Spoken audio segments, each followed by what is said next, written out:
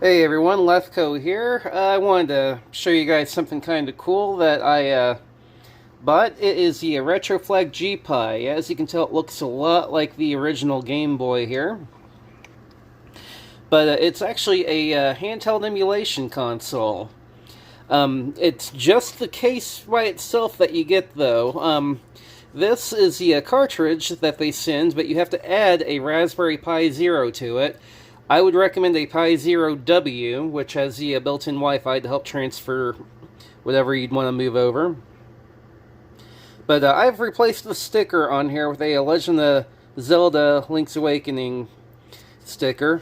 After you assemble your cart and put your Pi Zero in here, it mates to another board in here using pogo pins. You can pop in your SD card here. It uses more or less any size of SD that you'd want. I put 128 gig in mine.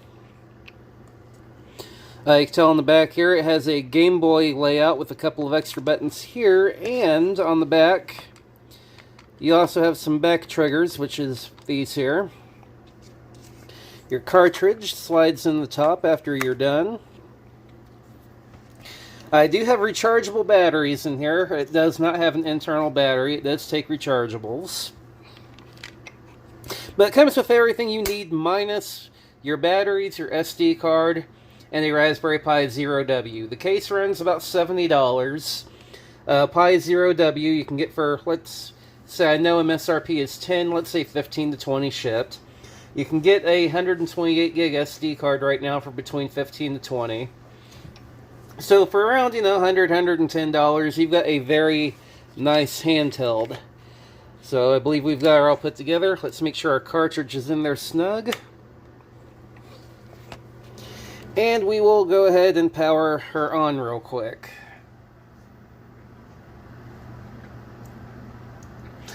Now, a few things I do want to bring up while this is booting up. It does take a little bit to boot up because, again, we are running a standard version of RetroPie on it. But it does... running RetroPie, it does take a little bit to boot. On top of it, while we're booting, you do have over here a volume control. And on the other side, we've got a dial for brightness that you can kind of see me adjusting here. I am running a pre-built image based off of the Community Edition image. There's a few pre-built images for this thing. I prefer the Community Edition, but there is also the Supreme image, which I know a lot of people use. There is one other one. I can't think of the name of it off the top of my head. But I prefer the Community image. It's got a few games and a few ports built into it that are legally allowed to be on there. Of course, anything else you'd have to add yourself. Any other ROMs or anything, you'd add on your own.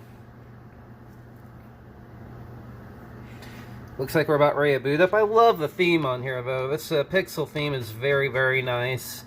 And like I said, if you want, you can add some background music into the menu system. But like I said, plenty of power on the Pi Zero to run whatever you'd want. Let's go Game Boy first, because it is a Game Boy case. We'll go in there. I've got mine set up to throw out some videos whenever you're going through.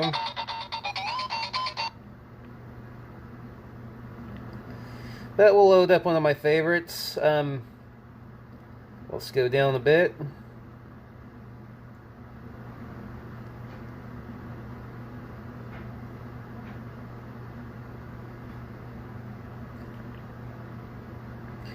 we go. We should be pretty close now. I was a big fan of the Turtles as a kid. Fall of the Foot Clan was an awesome turtle game on there, so go ahead and hit our button.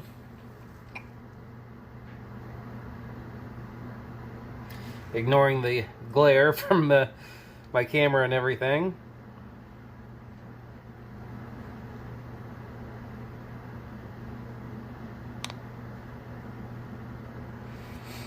I love how the Game Boy games load up. And there we are. We are set up to play Follow the Foot Clan. Now, if you want to exit anything on here, it's just like it's your standard RetroFlag. You'll push start and select at the same time. Exits back out to the menu. Now, logs the Game Boy case, of course, because we're running RetroFlag. Anything a Pi 0W can run, we can run. So, you want to go into the arcade. Let's just load up something random here.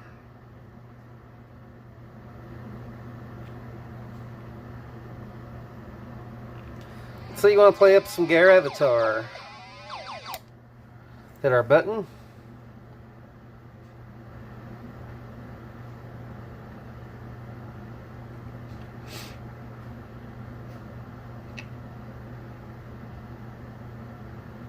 And there we are. Of course, like in MAME, select usually adds recorder in. And start loads up our game. And yes, I do have Gravatar on my 12-in-1 arcade 1-up, but it's pretty cool to be able to play a handheld version of it. And the Pi Zero is even able... I've heard other people claim that it's not quite strong enough, but... in my opinion, it runs PlayStation games quite well. So we'll load up, let's take Bloody Roar, for instance, which is a unique fighting game that we don't really hear about much these days. But back when I was playing the original PlayStation, Bloody Roar was right up there with Dead or Alive, for example. I believe they came out roughly in about the same time frame. I remember them being talked about during the same time. Now, these PlayStation games, to fit better on the image, I believe they've had the FMVs cut out and a lot of the audio cut out. But we'll go ahead and load up arcade mode real quick. I'm not going to be able to play this one-handed, of course, but you can still kind of take a look at some of the speed here. Get ready. Fight. I mean, it looks pretty playable. I mean, I have no problem playing games like this on here. But that is the RetroFlag gPi. Really nice setup, I think, for a handheld.